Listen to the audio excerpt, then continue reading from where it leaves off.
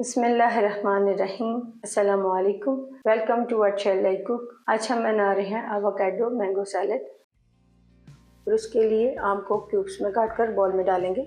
Ingredients की details जानने के लिए वीडियो को एंड तक ज़रूर देखें। एवोकाडो डाल देंगे, हरा धनिया डाल देंगे, नमक और कुटी हुई सूरज मिर्ची डालेंगे,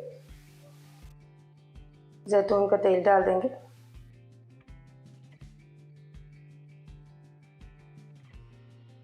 नींबू का रस डाल देंगे।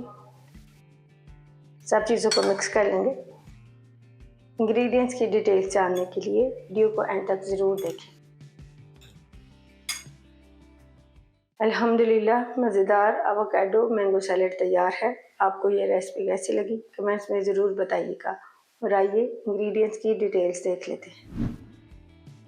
1 कप क्यूब्स में कटा हुआ आम, हाफ कप एवोकाडो, 1 टेबलस्पून नींबू का रस, 2 टेबलस्पून हरा धनिया, 1 टेबलस्पून जैतून का तेल, हस्बे ज़रूरत लेंगे नमक और कुटी हुई सूरज मिर्ची।